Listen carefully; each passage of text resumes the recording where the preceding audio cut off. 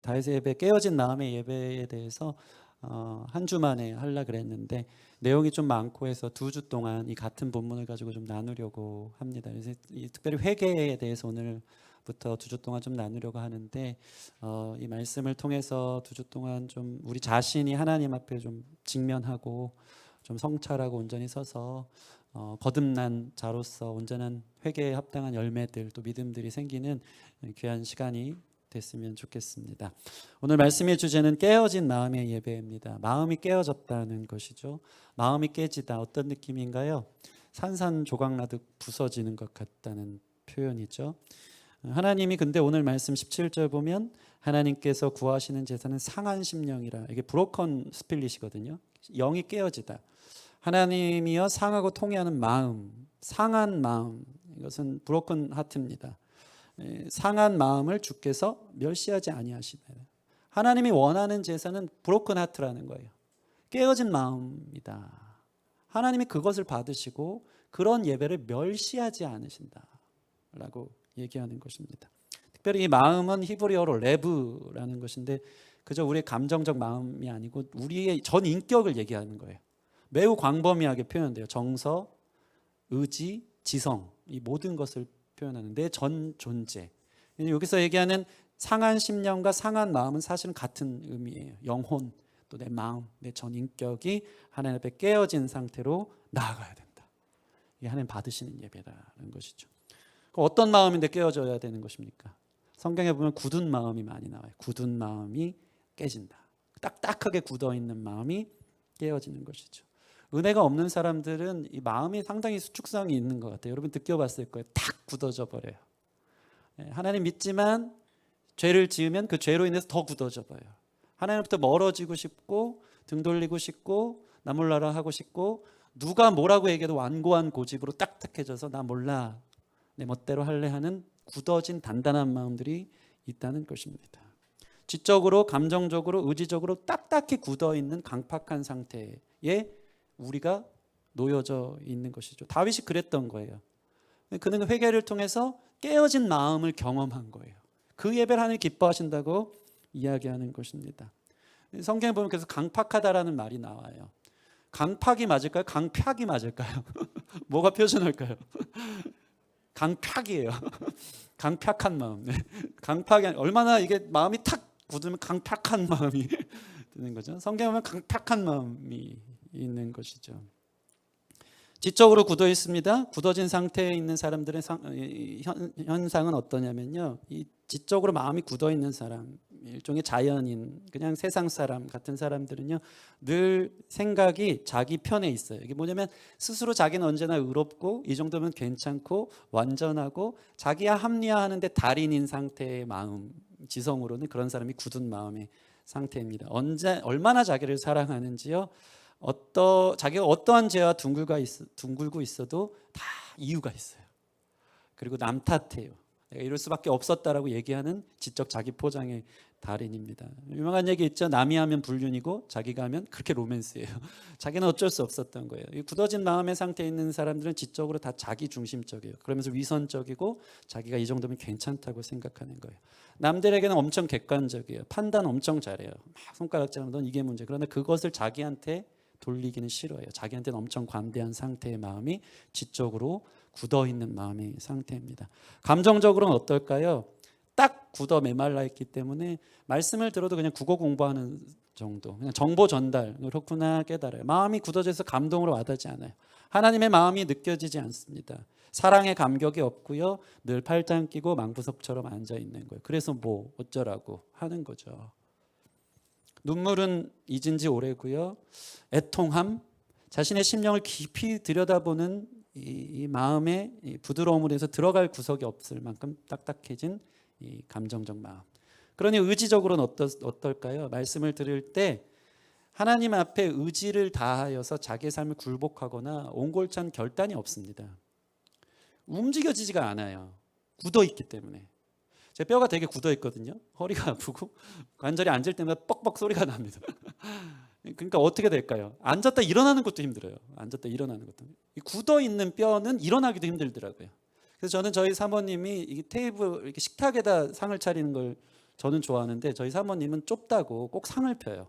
그럼 저는 그걸 반대합니다. 왜냐하면 상을 피면요 반찬을 계속 옮기고 물 안 갖고 왔어 일어나는데 아이고 무릎이 물 갖고 오고 밥도 떠와 그러면 이게 그냥 이렇게 테이블이 있으면 식탁 바로 앞에 있으면 바로 냉장고 열고 물도 그냥 제가 팔이 길어서 탁 꺼내서 이렇게 탁탁 하는데 몸이 굳어 있다 보니까 움직이는 게 너무 싫은 거예요. 딱 똑같아요. 의지적으로 굳어 있으니까요 하나님이 뭘 말씀하려고 해도 들을 생각이 안 해요. 싫은 거예요. 싫어요. 그냥 전 이렇게 살래요. 완고해져 있는 거예요. 파멸될지언정 하나님께 항복하지 않아요.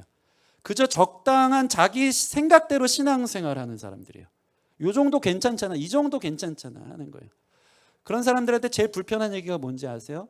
성도의 의무는 마음의 변화입니다 라고 얘기를 하면 싫어해요. 마음 변하는 거 그냥 이 정도로 목사님 그냥 좋아하세요, 감사해 하세요, 고마워하세요 하는 거예요. 그런 굳은 마음의 상태로 신앙생활을 한들 그는 성실하게 할수록 위선자가 될 것이고 그 성실마저 없다면 주님을 떠나게 될 것입니다. 그게 굳은 마음의 사람들의 상태입니다. 예전에 북어국을 끓이려면 요즘은 북어 그냥 딱 사서 끓이면 돼요. 물에 약간 불려서. 왜냐하면 다 부드럽게 되어 있는데 예전에 북어 끓이려면 어떻게 하죠? 북어를 하루 종일 두들겨 팹니다. 그죠? 제가 어머니 본 것 같아요. 그렇게 스트레스를 걷다가 다 푸세요. 사정없이 두들겨 팼고 찢고 뜯고 해야지 하는 거예요. 북어가 사실 그렇게 딱딱한 존재가 아닌데 왜 그렇습니까? 바람에 말리면서 사실은 살처럼 부드러웠는데 햇빛에 세월이 지나면서 딱딱해진 거예요. 완전히 완고해진 거예요. 우리 마음도 사람이 그래요. 그냥 두면 나빠집니다. 사람의 마음은 전적 부패와 타락 가운데 있기 때문에 하나님에 대해서 무지하기 때문에 기본적으로 어둠을 좋아하기 때문에 그냥 둬도 나빠지는데 밤중에 마귀가 우리 마음에 늘 막 쭉정이를 던져버리죠. 이게 잡초를 심죠. 그냥 두면 다음날 일어나면 내 마음의 정원을 관리하지 않으면 막 잡초가 나 있어서 내가 누군지 몰라요. 정신없는 삶이 되어지는 거예요. 그러면서 세상에 던져진 채로 이리저리 죄와 뒹굴고 비진리의 세상 기준에 나를 맞추며 살다가 보면 더 딱딱해지는 거예요. 북어처럼 딱딱해진 상태. 오늘 본문을 보면요 충격적인 게 다윗이 이런 상태가 있었다는 거예요. 그동안 다윗의 예배에 대해서 이제 4주째 얘기하면서 어떻게 다윗이 그럴 수 있을까 하는 생각이 있을 거예요. 하나님 마음에 합한 사람이었고 하나님의 평안이 올 때 하나님께 집 지어주겠다는 선한 마음이 있었던 하나님만 갈망했던 예배자였는데 그의 마음이 강팍해진 상태, 딱딱해진 상태였다는 것입니다. 그 상황에서 오늘 시편 51편은 그의 인생의 회심, 회개의 정점을 보여주고 있어요. 여러분 성경 보면 시편 51편을 보시면 제목이 나와 있어요. 다윗의 시, 인도자를 따라 부르는 노래. 어떻게 나왔습니까? 다윗이 밧세바와 동침한 후 선지자 나단이 그에게 왔을 때라고 적혀 있습니다. 그의 마음이 딱딱하게 굳어진 상태가 있었고 그는 그때 죄를 범합니다. 엄청난 죄를 범합니다. 그리고 나서 1년쯤 지났을 때 선지자 나단이 그에게 왔을 때 그의 인생에 완전한 비포 애프터 정점이 있는 거예요. 그게 뭡니까? 선지자 나단의 말을 듣고 그가 완전히 뒤집어지면서 굳어졌던 자신의 마음 상태를 깨닫고 거기서 완전히 산산조각 깨어진 마음으로 돌이켜오면서 이 시편 51편이 우리에게 이 성경이 지켜져서 들려오는 이유는 뭐냐면 우리도 다 그런 존재고 우리 삶에도 그런 회개가 필연적으로 수반되어져야 된다는 것을 저와 여러분들에게 들려준다는 것입니다. 다윗은 이것을 누가 시켜서 한 게 아니고 구구절절히 나단의 말씀의 지적 앞에 자신이 죄인임을 인정하면서 밤을 맞도록 침상이 젖을 만큼 눈물로 밤을 지새우면서 자신의 상태, 마음에 굳어진 상태를 성령이 부드럽고 연하게 하는 과정 속에 온전한 회개로 밤이 맞도록 회개한 장면이 이 구절에 적혀져 있는 것입니다. 다윗과 같은 위인도 이러니 우리라고 어떻겠습니까? 우리도 그냥 두면 딱딱한 마음, 굳어진 마음, 강팍한 마음으로 살아가는 거예요. 그런 마음 속 한 주 동안 살다가 또 우리가 예배 올 때 이 말씀을 통해서 2주 동안 나누면서 마음을 깨트리자, 딱딱한 마음 깨트리자, 깨어진 마음으로 나가는 게 얼마나 중요한지에 대해서 다윗을 통해 우리에게 보여주는 것입니다. 다윗은 어떻게 했습니까? 자신의 마음이 매우 굳어 있었던 적이 있어요. 그러면서 큰 죄를 짓습니다. 다 아는 내용이겠지만 잠깐 설명해 드리자면 그것이 그의 삶의 가장 큰 위기였어요. 중년에 완전한 성공을 거둔 것과 마찬가지죠. 한날의 왕이 됐습니다. 전쟁도 다 승승장구했어요. 그러면서 잠깐 교만해지고 나태해진 까닭에 부하들은 다 전쟁통에서 싸우는 어느 날 자기는 출정하지 않고 천하태평하게 오후 늦게까지 잠을 자고 일어납니다. 그러던 중 할 일이 없어서 궁정의 옥상을 배회하기 시작합니다. 여기도 큰 포인트가 있어요. 우리가 언제 죄를 잘 짓는지 아십니까? 할 일 없으면 그냥 두면 지어요. 심심하면 지어요. 등 따숩고 편안하면 죄 짓기 가장 좋은 온실속 화초인 겁니다. 물질이 있고 하나님으로부터 좀 멀어져 있고 내가 무엇인가 누릴 수 있는 이 조건이 되면 우리는 죄의 온실속 화초처럼 언제든지 꽃을 피워서 지을 때가 얼마나 많은지 모릅니다. 여러분, 할 일 없어 죄 짓는 사람 되지 않기를 바랍니다. 습관처럼 할 일 없어 그냥 뭐 심심해서 죄 가운데 세상 가운데 나아가는 자들 되지 않기를 바랍니다. 다윗은 자신의 마음을 방치했고 굳어진 상태에서 뭐 할까 배회하다가 어떤 일이 벌어집니까? 옥상에서 그 저녁 시간에 한 여인이 목욕하는 장면을 본 것입니다. 그 순간 방치된 마음에 정욕이 부릴 듯 일어나면서 그는 행동으로 죄를 옮깁니다. 불러다가 그 여인을 취한 것이죠. 간음한 것입니다. 다윗의 마음은 매우 굳어 있었어요. 왜 그랬을까요? 너무 굳어 있어서 내가 왕인데 이 정도는 괜찮지 않나 한 거예요. 한 시민을 한 신하의 신복을 내가 가져다가 취하는 건 뭐 내 정도 포함하면 괜찮지 않나. 완전히 마음과 생각과 지성이 굳어 있었던 것입니다. 하나님의 마음으로는 하나님의 은혜를 잊은 채 일렁이는 가슴이 들끓었고 정욕대로 자신의 의지대로 행한 것입니다. 죄를 짓고 난 뒤에 다윗에게 현타가 옵니다. 알고 보니까 이 여인은 자신의 신복 우리야 장군의 아내였다라는 것이죠. 근데 놀라운 일이 벌어져요. 참 막장 드라마로 가는데 성경이 너무 재밌어요. 밧세바가 어느 날 와서 뭐라고 하는지 아십니까? 나 임신했으니까 책임지세요 라고 온 거예요. 다윗이 놀랬습니다. 문제가 커진 겁니다. 그때부터 다윗은 자기의 머리를 굴립니다. 얼마나 사악한지. 전쟁 중에 한참 싸우고 있는 우리야 장군, 밧세바의 남편 우리야에게 특별 휴가를 줘서 집에 가서 쉬도록 해라 한 거예요. 너가 이렇게 고생했으니까 아내와 동침하라고 하면서 자신의 죄를 은폐하고 싶었던 것입니다. 그런데 원래 이럴 땐 잘 안 되는 것 같아요. 그죠? 우리아가 얼마나 충성심이 강한지 자기 스토리대로 안 되는 거예요. 전쟁 다 하고 있는데 자기만 휴가 맞을 수 없다면서 오긴 오는데 성문 앞에서 잠을 잡니다. 부하들하고. 다윗은 너무 당황했을 거예요. 자신의 죄가 숨겨지지 않는 것 같았죠. 어떤 일을 벌입니까? 다음 날 왕이 직접 불러요. 왕이 직접 불러서 술자리를 갔습니다. 술을 엄청 취하게 하는 거죠. 그리고 집에 가서 아내와 자라고. 왕이 따라주는 술을 우리가 다 받아 마십니다. 근데 알고 봤더니 엄청 말술이에요. 그렇게 술을 줬는데 정신이 말짱해요.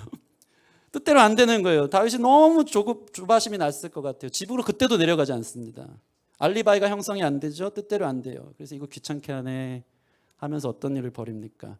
우리아를 요압 장군에게 시켜서 전쟁터의 최전방에 넣게 합니다. 그리고 나서 맹렬한 싸움이 될 때 우리아와 같이 싸우던 부하들을 다 뒤로 빠지게 해서 홀로 남게 해요. 우리아는 결국 적군 최중심부에서 홀로 남아 억울하게 죽게 되죠. 그리고는 남편 죽은 아내였기 때문에 합법적으로 밧세바를 왕이 취하여서 데리고 자기 아내로 삼은 것입니다. 지금 한 남편의 아내를 빼앗아 간음했고요. 그래서 참 재밌는 게 다윗이 밧세바를 범했을 때 꼭 나오는 수식어가 있어요. 우리아의 아내 밧세바를 취했다. 신약에도 그렇게 나오고 사무엘하에도 다 그렇게 나와요. 다른 남편의 여자를 취했다는 것을 성경은 얘기하는 거예요. 간음을 저질렀고 심지어는 살인죄를 저지른 것입니다. 그래놓고 그는 어떻게 했습니까? 굳어진 마음에 양심에 화인 맞은 것처럼 모든 사람을 속이고 완전 범죄 저지른 겁니다. 사무엘하 11장에는 이 사건에 딱 한마디 합니다.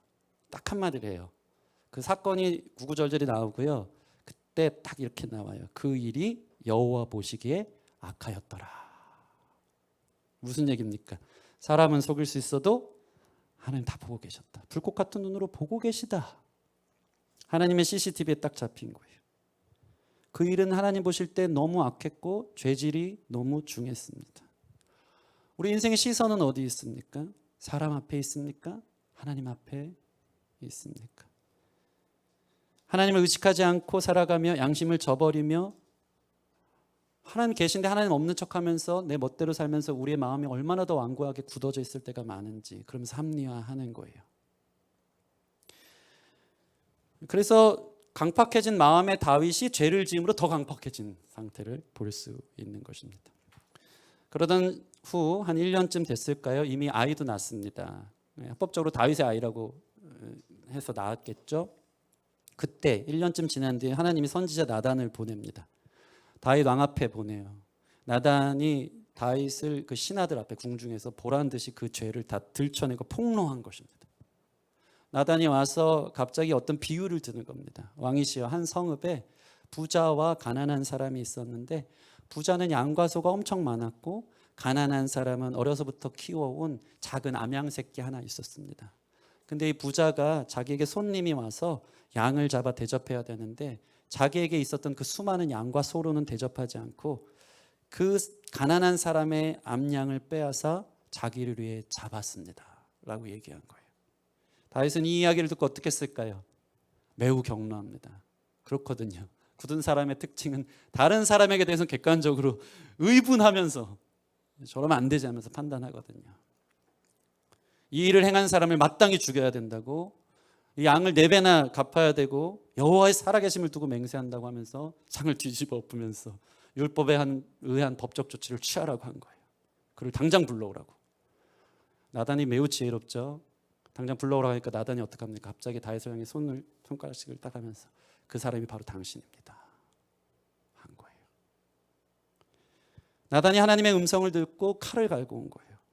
다윗의 폐부를 그 순간 찌른 겁니다. 자신의 신복 우리아의 한 해뿐인 암양을 빼앗아 취한 다윗의 죄를 궁정에서 신하들 앞에서 다 드러낸 거예요. 너무나도 치명적으로. 아무도 모를 줄 알았거든요. 하나님의 사람을 통해서 그것을 하나님이 보고 계셨고 바로 당신이 그 사람이라고 이야기한 것입니다. 놀라운 것은, 이게 놀라운 일인데요, 이때 다윗의 태도입니다.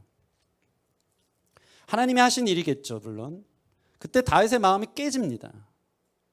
산산조각이 납니다. 체면으로 가릴 수 있었겠죠. 그 얘기 들었을 때 찔림이 왔으니까 나긴 맞는데 체면이 무슨 소리냐고 두둔하면서 잠깐 내 방으로 오라고 자세히 나 맞는데 미안하다고 하면서 내가 왕인데 체면이. 사울이 그래요. 사울이 정확하게 다윗보다는 더 심각한 죄를 짓지는 않았거든요. 하나님이 전리품 취하지 말라 그랬는데 전쟁에서 전리품을 취하고 나니까 사무엘 선지자가 와서 그거 죄라고 얘기하니까 저로 하여금 제사를 드리게 해달라고. 내 왕의 체면이 있는데 사람들 앞에서 그거 폭로하지 말라고요. 다윗의 놀라운 장면은 요거예요. 바로 당신이 그 죄인입니다 했을 때 왕의 체면이 중요하지 않아요. 거기서 깨어진 마음으로 바로 엎드려서 내가 그 사람입니다. 맞습니다. 체면으로 가리지 않습니다. 식은땀 흘려가며 당황하면서 오히려 엄포를 내면서 어디서 이상한 소리 한다고 이 자를 당장 하옥하라고 할 수 있었음에도 불구하고 그것을 하나님의 음성으로 들은 거예요. 죄를 죄로 여기고 죄를 그것이 나의 죄라고 인정하는 거예요. 회개의 시작은 바로 이것입니다. 하나님의 말씀이 들려올 때 그 말씀의 폭로 앞에 내가 그런 사람입니다라고 엎드리는 자세, 그게 바로 회개의 시작인 것입니다. 도망치지 않고 체면 살리지 않고 주님이 아셨고 내가 그런 사람이고 그것을 드러냈을 때 맞습니다. 그게 저입니다. 다른 사람을 향해 손가락질했지만 정작 그 손가락에 나머지 4개는 누굴 향하고 있습니까? 이게 기가 막히지 않습니까? 자기를 향하고 있거든요. 나를 폭로하고 있거든요. 내가 그런 사람이거든요. 말씀은 두려운 거예요.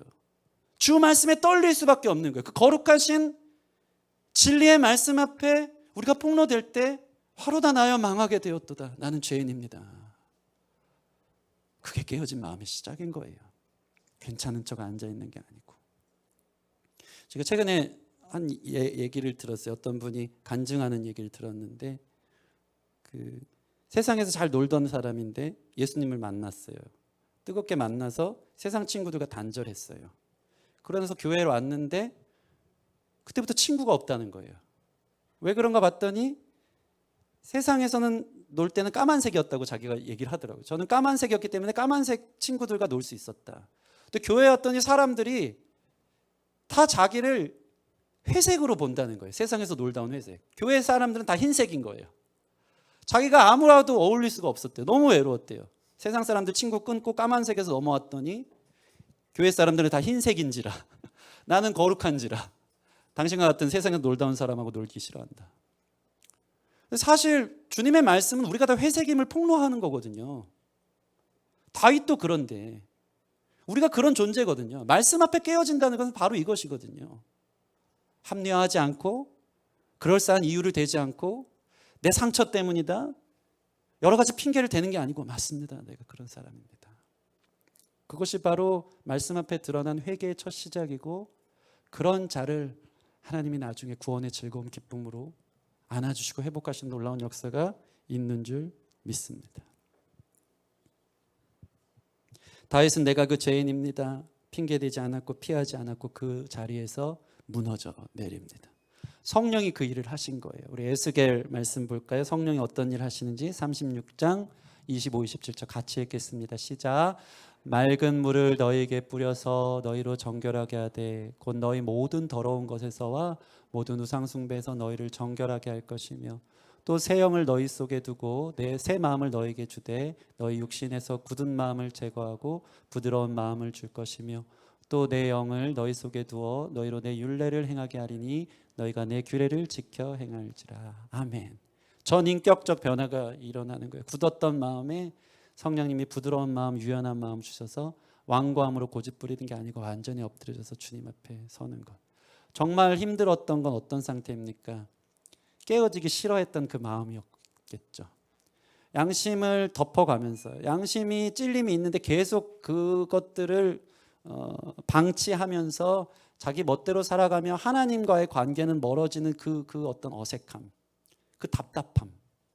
이게 아닌데, 나 이렇게 살면 안 되는데, 하나님이 그것을 깨트려서 정직하게 넌 그렇지만 피 묻은 보혈로 주님이 안으시고 하는 그 과정 속에서의 놀라운 기쁨의 회복이 있어야 되는데, 하나님 다 아시는데, 하나님 CCTV로 다 보고 계신데 사람 앞에서만 예배하고 포장된 가면 쓴 채로 흰색인 척 예배하는 사람들의 예배는 사실 그래서 하나님을 받지 않는다는 것입니다.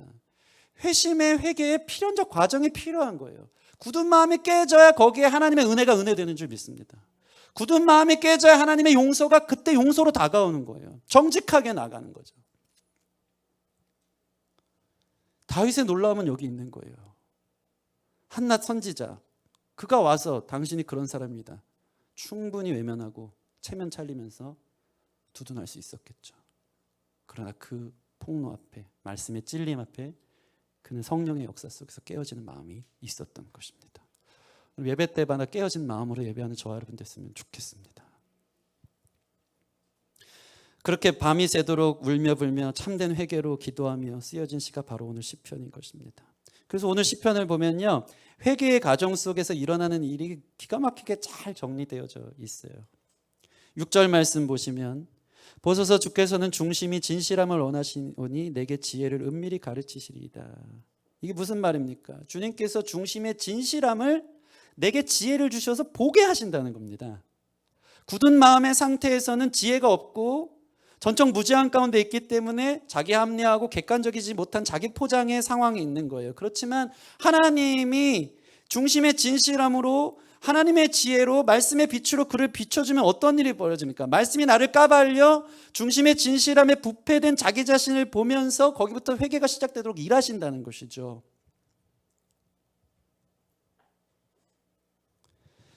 그러면서 회개가 시작되는 것입니다.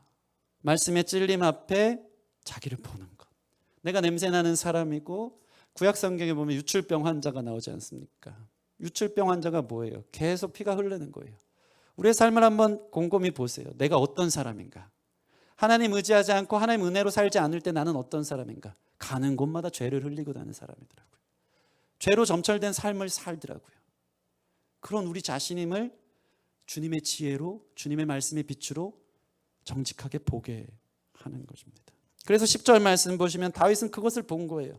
하나님이여 내 속에 정한 마음을 창조하시고 내 안에 정직한 영을 새롭게 하소서. 나를 제대로 보게 해주십시오. 주님의 말씀으로. 특별히 여기서 중요한 게 있어요. 내 속에 정한 마음을 어떻게 해요? 창조한다는 거예요. 창조. 회개는 거듭남의 과정이거든요. 거듭난다는 게 뭘까요? 다시 태어나는 거예요. 창조되어질 때 우리는 말씀 앞에 내가 내 옛사람의 모습이 완전한 죄인이었음을, 이 죄가 완전히 죽고 다시 태어나 창조되어야 함을 깨닫기 시작한다는 것입니다. 항상 하는 얘기지만 참된 회개에 이른다는 건 이거예요. 그리스도인은요, 개선이 아니에요. 자기가 발전되는 게 아니에요. 자기의 삶을 뜯어 고치고 수선하는 게 아니에요. 그리스도의 삶은 다시 태어나는 겁니다.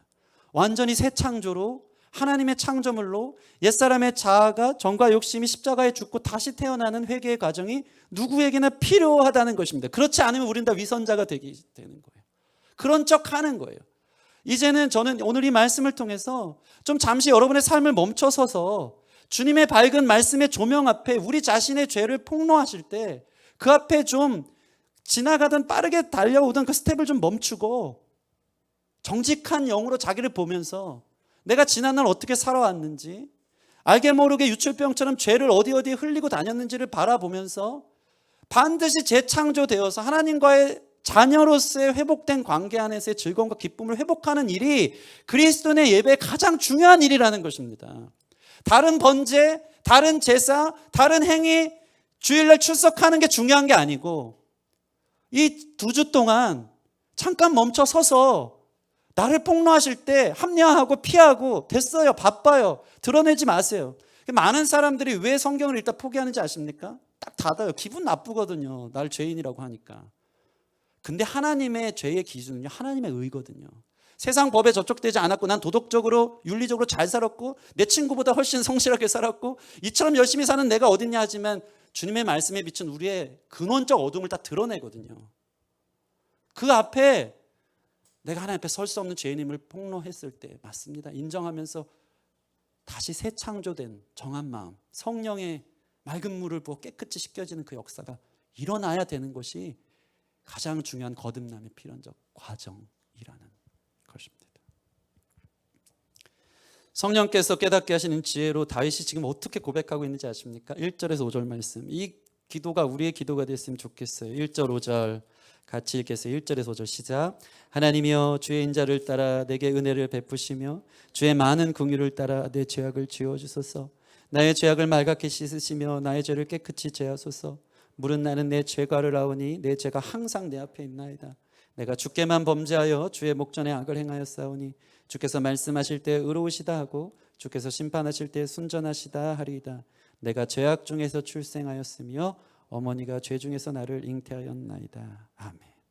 그는 중심의 진실함으로 나아가며 자신의 죄를 고백하며 씻어달라고 간절히 간구하고 있는 거예요. 하나님 깨끗게 해주세요. 씻어주세요. 너무 부끄럽습니다. 나의 죄를 지워주세요 하는 거예요.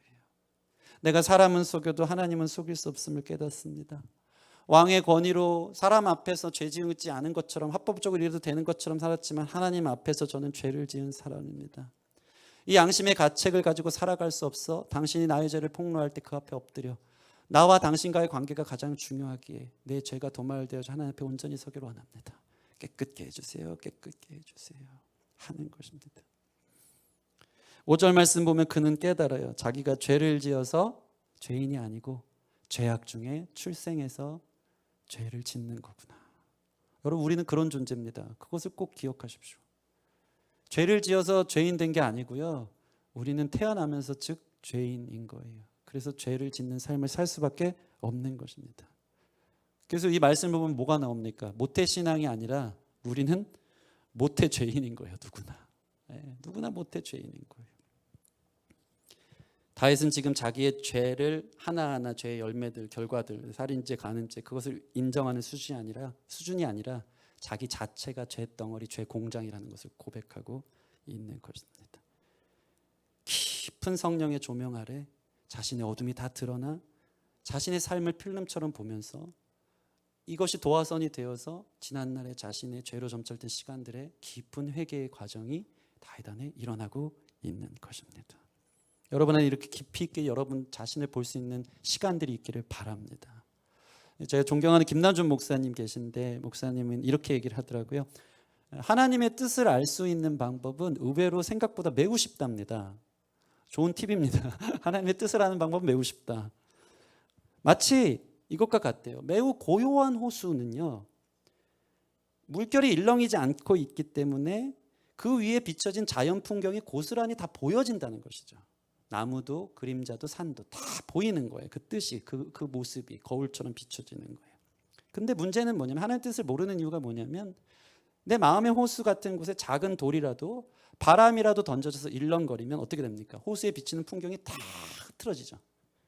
뭐가 뭔지 도무지 알 수 없는 것입니다. 이게 무슨 말입니까? 하나님의 뜻은 분명한데 우리의 욕심의 일렁거림이 그 뜻을 분별하지 못하게 한다는 거예요. 그래서 깊이 있는 기도 전에 자기 안에 있는 사심을 다 내려놓는 과정이 필요하답니다. 하나님 뜻을 구하기 전에 자기의 사심을 내려놓지 않으면 하나님의 뜻 알려줘도 내가 잘못 들었나 하고 하나님 뜻을 알려줘도 자기 뜻을 관철시키려고만 하는 기도가 나오는 거예요. 돌이 던져진 것은 없는지, 내 욕심으로 충만한 일렁인 마음은 없는지 사심을 빼는 기도를 하는 거예요. 열렬한 기도가 있기 전에. 그러다 보면 이것이 정말 나의 어떠함을 위한 게 아니고 주님의 뜻이라면 본인 말이 그래요. 교수를 내려놓는 일도 있을 수 있고 심지어는 교회를 떠날 수도 있고 목회자인데 그만둘 수도 있고 심지어는 내일 유언을 남길 수도 있다. 죽을 각오를 하고 선교지를 갈 수도 있고 사심을 제거하고 비우면서 기도하면 생각보다 하나님 뜻을 분별하는 건 매우 쉽다라는 것이죠. 저는 회개도 이와 같다고 생각하는 겁니다. 성령의 깨우침 안에서 일렁이는 세상의 시끄러운 소리, 바쁜 삶, 뭐가 중요한지도 모르고 향방 없이 흘러가듯 세상의 기쁨을 쫓아가다가 그런 시간들을 잠시 멈추고 정말 깊이 있게 자신을 들여다보며 죄인된 자기 자신 앞에 직면하여 내가 과연 이대로 살아도 되는가? 정말 하나님의 관계 안에서 오는 내적 평안이 나의 삶의 가장 중요한 일인가? 묻어두고 살았던 아무렇지 않게 짓고 살았던 죄는 있지 않은가?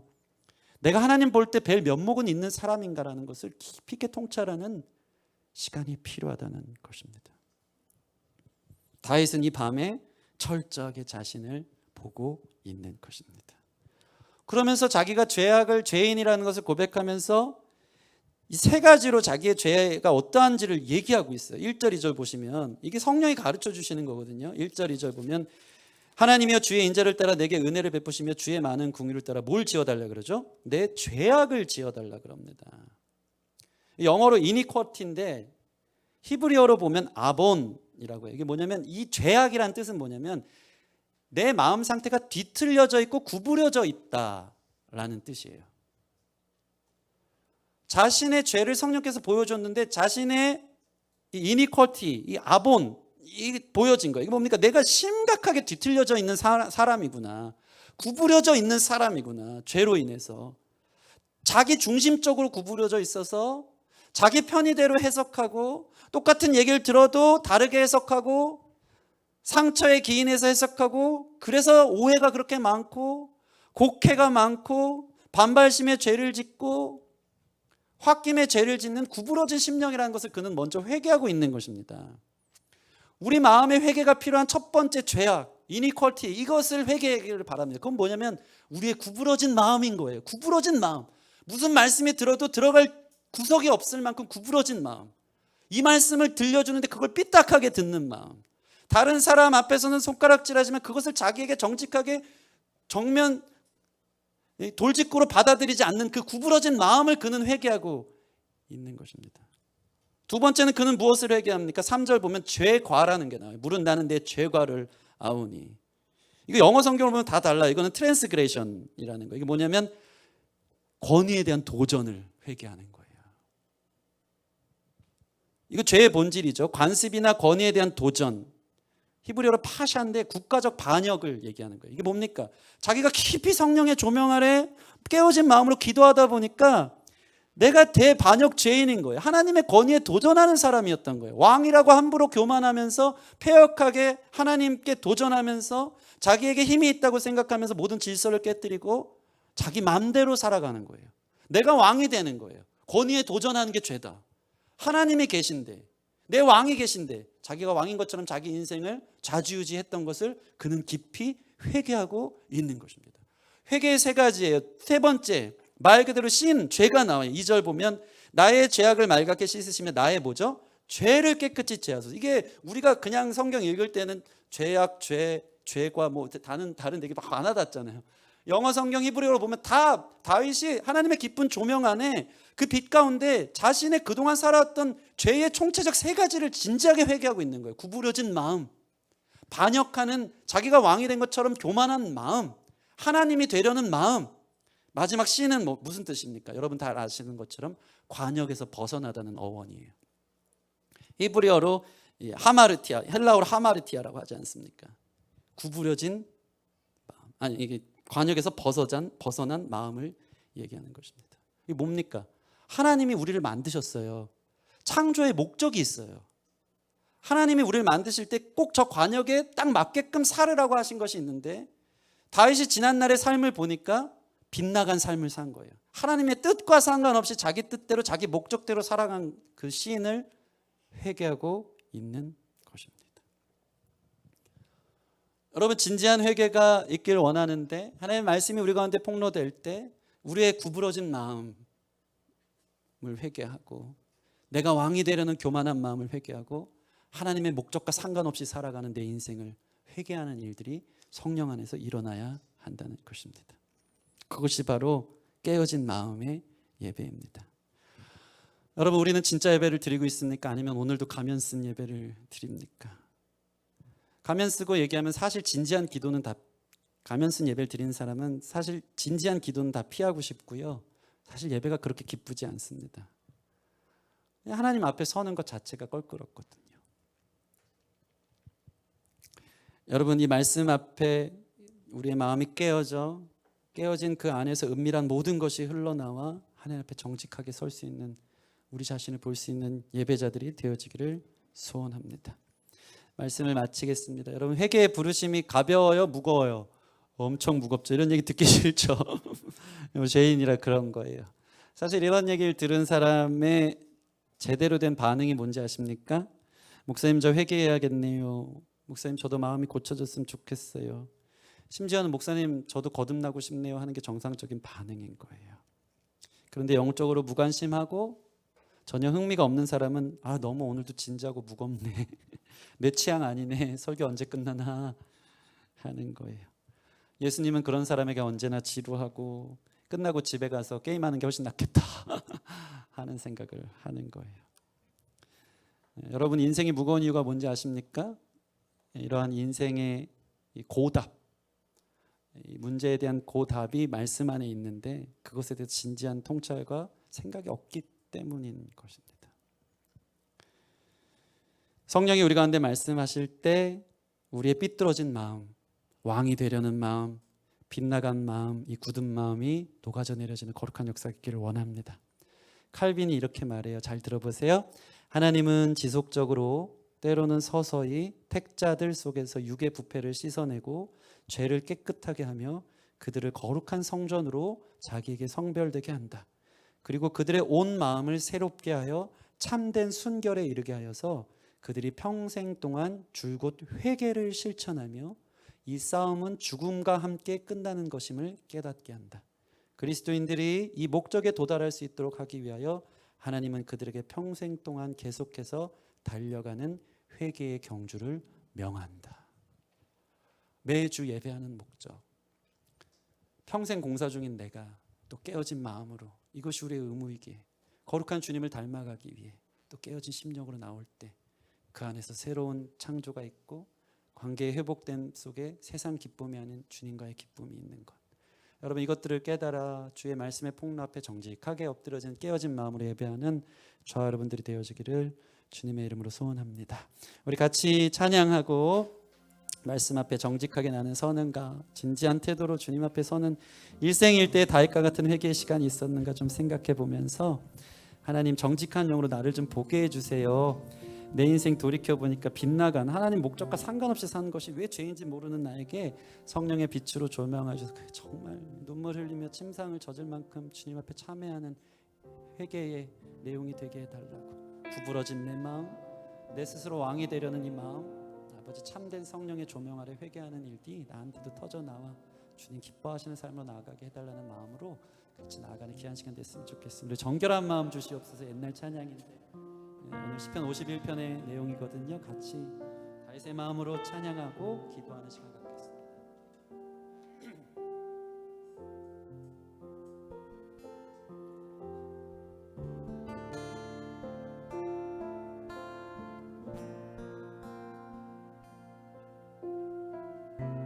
정결한 마음 주시옵소서. 정결한 마음 주시옵소서. 오 주님, 정직한 영을 새롭게 하소서.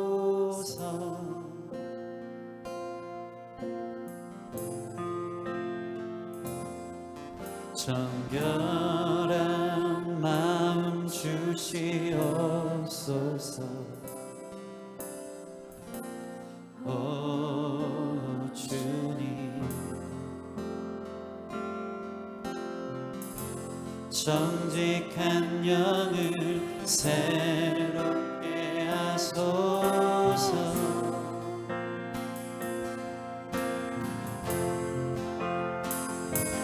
나를 주님 앞에서 멀리하지 마시고 주의 성령을 거두지 마옵소서.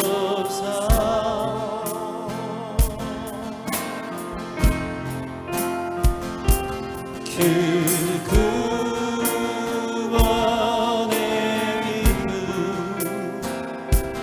다시 회복시키시고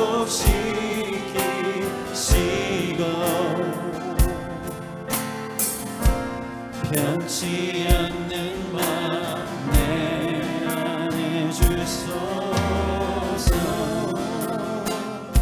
나를 주님 앞에서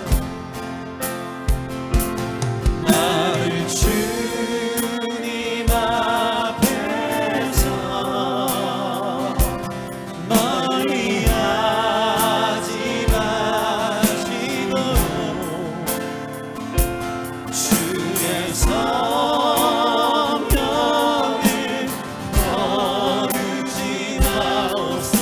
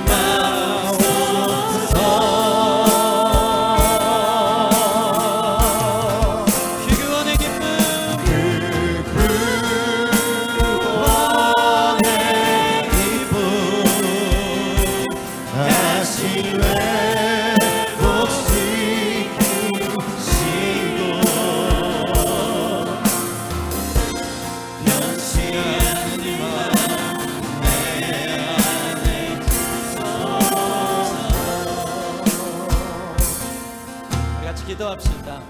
나단 선지자의 한마디 말에 다윗은 완전히 꼬꾸라져서 그 굳었던 마음, 강박한 마음이 깨어진 마음의 심령으로 참회함으로 나아갔습니다. 오늘 주님의 말씀이 여러분에게 여러분의 삶을 들춰냈을 때 너무나도 일렁거리는 마음속에 정신없이 삶을 사느라고 뭐가 죄인지, 뭐가 주님 목적인지, 내가 주님 뜻대로 사는지, 내 삶의 왕이 누군지 다 삐뚤어진 마음으로 살아가면서 굳은 마음의 상태가 폭로된 건 아닌지, 그 상황에서 성령님이 일하셔서 깨어진 마음으로 회개하며 내 삶이 빗나갔다면 주님의 목적으로 뜻으로 돌아오기를 원한다고, 내가 내 삶의 왕인 것처럼 살았다면 주님 나의 삶으로 왕으로 오시옵소서. 삐뚤어진 마음으로 반역하며 구부러져서 다 빗나가고 그냥 불만과 원망만 많았던 우리 삶이 있다면, 이유와 핑계만 댔던 우리 삶이 있다면, 성령의 조명 아래 그 말씀 앞에 진정한 회개의 참회가 터져 나와서 정말 깨어진 마음으로 예배하는 자들 안에 하나님의 안아주심, 회복하심, 죄를 씻어주심, 그 자유, 그 기쁨이 우리 가운데 회복 회복될 줄 믿습니다. 하나님, 참된 회개에 이르는 인생, 참 회심, 참 회개가 지속되어질 수 있도록 날마다 말씀 앞에 엎드려지는 우리가 될 수 있도록 인도해 주십시오. 성령 하나님, 정직한 영으로 나를 새롭게 새 창조하여 주시옵소서. 정결한 마음을 부어 주시옵소서. 그런 시간을 갖고 주님 앞에 독대하며 서는 시간들이 있게 하여 주시옵소서. 우리 같이 좀 그렇게 기도하며 나아가는 시간 됐으면 좋겠습니다. 우리 함께 기도하겠습니다. 예, 주님, 저 무겁고 저 힘든 시간이 아니라 아버지, 회개라는 이 무거운 삶이 목적이 있습니다. 예, 주님, 자유케 하고 주님과의 관계의 기쁨 안에 서기를 한 것을 주님 뜻 안에 있는 기쁨, 주님의 왕 되심으로 다스리는 기쁨, 완전히 아버지 굳은 마음으로, 아버지 올곧은 마음으로 주님의 대로가 열려 기쁨으로 설 수 있도록 아버지, 우리의 깊은 죄과를, 우리의 깊은 죄악을, 우리의 깊은 죄를, 아버지의 죄의 열매, 아버지 죄로 점철된 삶을 살아가는 우리 자신을 볼 수 있도록 성령의 조명을 해볼 수 있도록 인도해 주길 소원합니다. 그 앞에 우리가 설 수 있도록 이끌어 주길 소원합니다. 인도하여 주시옵소서. 나를 주님 앞에서, 나를 주님 앞에, 주님, 우리의 가장 큰 기쁨은 성령 우리 안에 계시는 것입니다. 우리 잠자는 영혼들, 굳어진 영혼들, 팍팍한 영혼들 깨뜨려 주시옵소서. 주님 앞에 서게 하여 주시옵소서. 이 인생의 고단 앞에 진지하게 질문하고 진지하게 대답할 수 있는 하나님의 사람으로 서기를 원합니다. 지금은 말씀 앞에 가장 중요한 이 문제 앞에 우리 삶의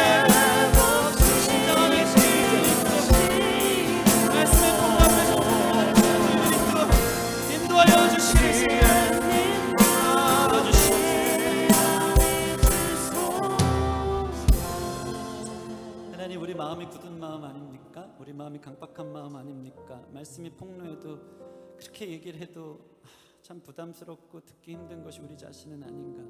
그러나 하나님, 가장 중요한 문제가 이것이기에 우리 인생의 진정한 기쁨과 자유가 여기서부터 시작되기에 하나님 관계의 회복을 위한 필연적 이 무거운 회개의 시간, 내 자신의 모든 지휘권, 주도권이 하나님께로 넘겨지고 내가 왕되었던 삶이 회개되어지고 내 구부러진 마음이 아버지 시온의 대로처럼 펴져 하나님께 온전히 바라볼 수 있게 되어지고 아버지 빗나간 것 같이 살아가는 내 지난날의 삶의 목적이 하나님 만드신 목적으로 돌아오는 이 회개의 시간이 우리 가운데 꼭 필요하여서 주께서 들려주신 말씀인 줄 믿사오니 인생의 다른 문제, 다른 고답 원하지 않고 정말 이 문제 앞에서 나 자신이 직면하여 말씀이 들춰내는 대로 정직하게 서서 나는 어떤 사람이었는가? 나는 주님 앞에 설 면목이 있는 사람인가? 내가 하나님의 시선을 의식하며 살아가는 사람인가? 하나님 앞에 죄가를 범하면서 살았던 건 아닌가? 우리 자신을 바라보며 진정한 다윗과 같은 회개가 터져 나올 수 있도록 아버지, 우리 인생 가운데 일하실 성령님을 기대합니다. 주님 말씀하여 주시고 우리 가운데 나타내사 회개의 참된 목적은 우리를 죽이는 것이 아니고 새롭게 새 창조하여 살리게 하시는 목적인 줄 믿사오니 기쁨으로 이 아버지 깊은 삶의 문제들을 하나님 앞에 대면하여 내놓을 수 있는 귀한 성도들의 삶이 될 수 있도록 인도하여 주시옵소서. 이 진지한 고민이 목사 한 사람의 고민이 되어지지 않기를 원합니다. 마음의 성령 안에 있는 모든 사람 성도들 안에 있는 고민인 줄 믿사오니 다윗과 같은 밤이 새도록 침상에 젖을 만큼 회개의 참회의 시간들을 가졌던 시간들이 우리 삶의 금식을 하든 말씀 앞에 있든 수련회를 하든 삶의 리듬을 끊고 주님 옆에 서서 진지하게 자신의 삶을 돌아보며 참된 회심과 회개의 기회로 삼을 수 있는 귀한 역사가 우리 성도들 안에 일어나게 하여 주시옵소서. 감사하며 예수님 이름으로 기도합니다. 아멘.